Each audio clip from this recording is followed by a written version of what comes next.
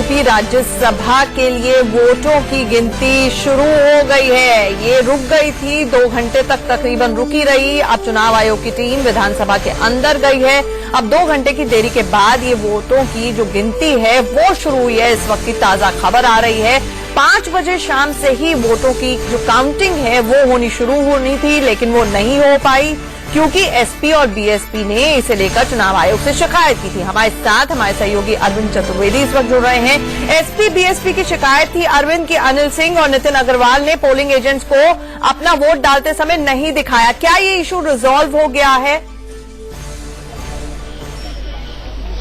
देखिए, उसके बाद इलेक्शन कमीशन ने यहां की जो वीडियोग्राफी की गई थी उस कैमरामैन को बुलाया और यहां पर बाकायदा उसको चेक किया गया। जो वीडियो था उसको देखा गया और उसके बाद जो है इलेक्शन कमीशन के जो प्रतिनिधि है वो विधानसभा यहां आए और आने के बाद जो है अभी वोटों की गिनती शुरू हुई है। लेकिन हमारी नितिन अग्रवाल से बात हुई है। नितिन अग्रवाल का कहना यह है कि जब हमने वोट दिया था उस समय वहां पर जो एजेंट थे ललई यादव, जो कि समाजवादी पार्टी के एजेंट के तौर पे काम कर रहे थे, हमने उनको बाकायदा अपना वोट जो है वो दिखाया। लेकिन उसके बाद भी ये विवाद जानबूझकर सपा और बीएसपी कर रही है, लेकिन इसकी वजह से पूरी वोटिंग रुक गई।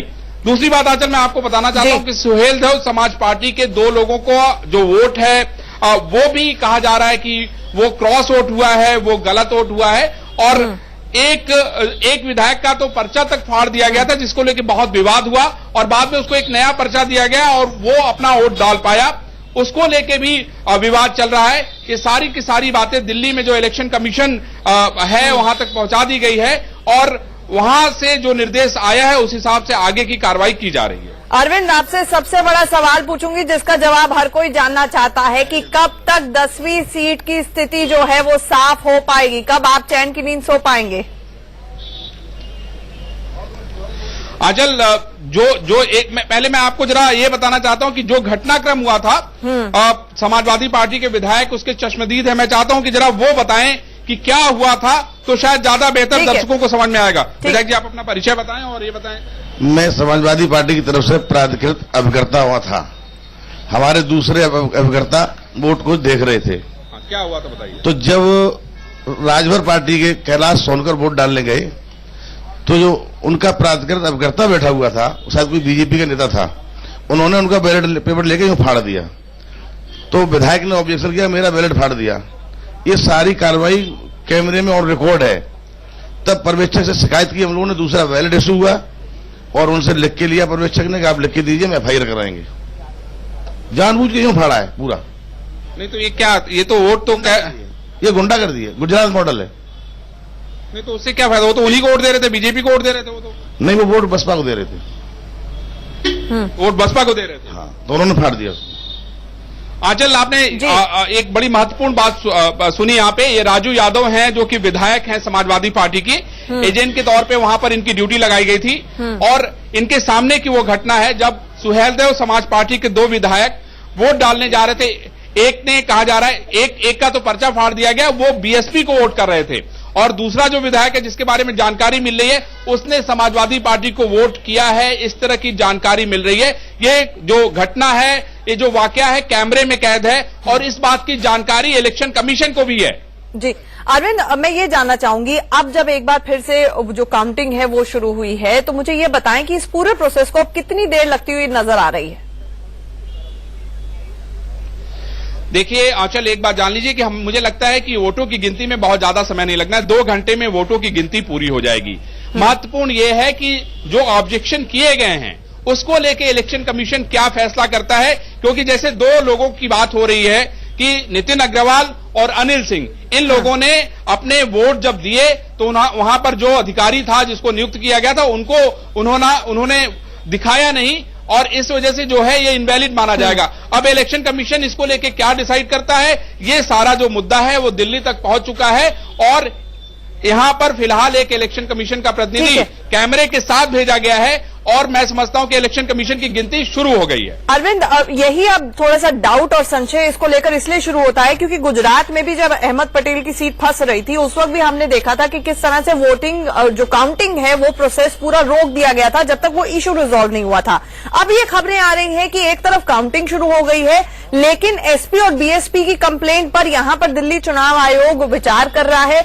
तो ये थोड़ा आपसे समझना चाहेंगे कि कब तक वो फैसला आएगा और उसके बाद क्या काउंटिंग तब तक चलती रहेगी या काउंटिंग एक बार फिर से रुकवा दी जाएगी?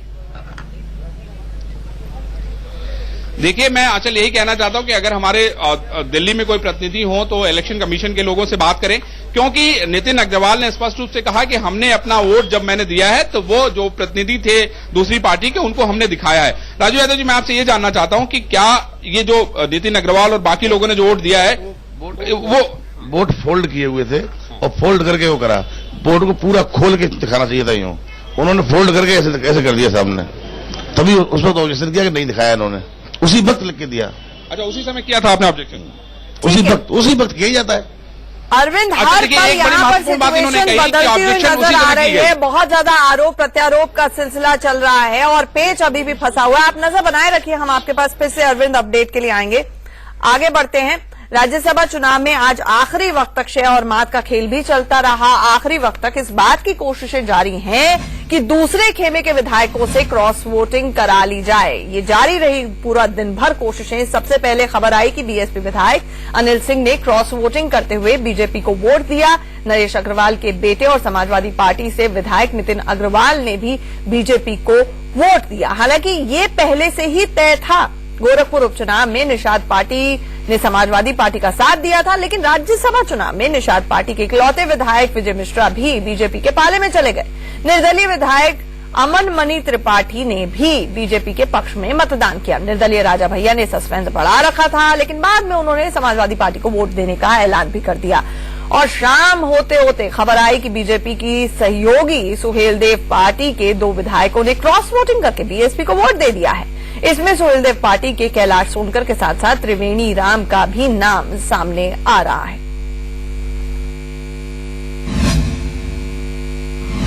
कोई बगावत नहीं है और महाराज जी के साथ हैं और महाराज जी वर्मा को वोट इन्होंने दिखा दिया भैया, दिखा दिया। डील ये हुई कि स्वच्छ हमारा प्रदेश रहेगा और ईमानदार लोग इस पूरे देश को चलाएं, बस यही मेरा डील है।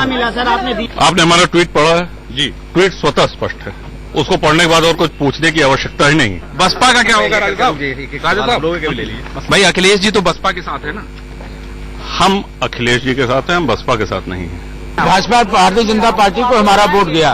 प्रदेश देश से भदोही हित में आदरणीय पूज्य मोदी जी के सम्मान में, माननीय योगी जी के सम्मान में वोट भारतीय जनता पार्टी को गया।